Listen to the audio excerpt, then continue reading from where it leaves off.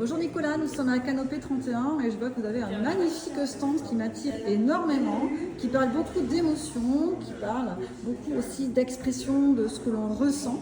Oui, effectivement, ce sont essentiellement des outils d'animation coopérative.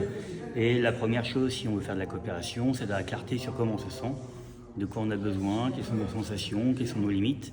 Parce que pour pouvoir entrer en interaction de manière coopérative avec d'autres, j'ai déjà besoin d'être clair avec moi-même en fait.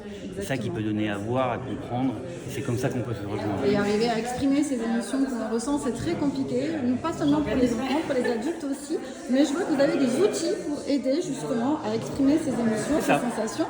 Donc on connaît Feeling, évidemment, oui. On connaît Cap sur la confiance, on connaît Totem, mais moi là-dedans je découvre quand même certains jeux que je ne connaissais pas.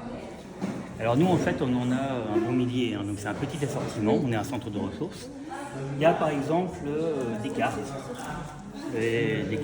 l'expression des besoins, l'univers des sensations, le langage des émotions. Et ça permet avec des enfants, des adultes, des gens qui savent lire ou pas, parce qu'il y a aussi des images, finalement d'aller chercher comment je me sens et de mettre les cartes en lien. Donc ça peut être utile par exemple pour les enseignants, faire un ton météo, dedans il y a aussi des cartes météo pour les notes météo. Ça peut être la manière aussi de débriefer une séquence. Ça peut être une manière aussi de débriefer une séquence qu'on a vécue, comment je me sens à la fin de cette séquence-là. On a tout un tas d'outils plus individuels, ce qu'on appelle les roues des émotions. Donc ça c'est quelque chose d'assez connu, mais enfin ces modèles-là, donc on les fait venir de Belgique. Et il y a des modèles adultes, des modèles enfants. Et là c'est pareil, c'est vraiment, il y a quelque chose que je ressens, peut-être que je me sens crispé, tendu. Je vais chercher sur ma roue, celle qui va correspondre à cette sensation, et je vais faire tourner les plateaux jusqu'à essayer de mettre du sens en fait. Voilà, nommer l'émotion ressentie. C'est ça.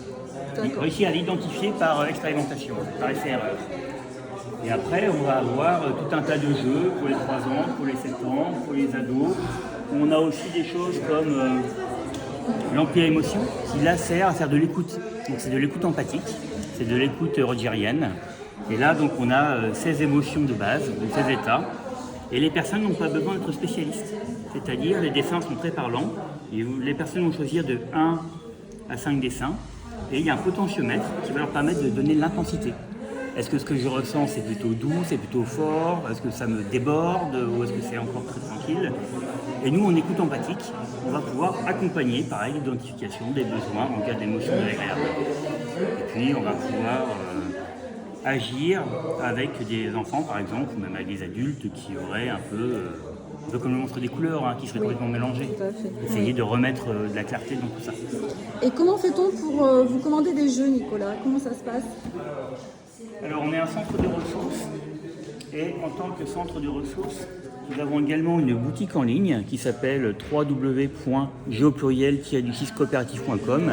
Et là, vous avez 1000 jeux coopératifs et des centaines d'outils relationnels, de dynamique de groupe, d'animation, d'accompagnement divers et variés pour les classes ou de...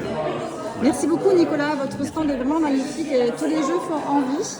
Je vous souhaite une très bonne journée et j'espère que vous aurez beaucoup de monde. Au revoir. Merci, bonne journée à vous. Au revoir.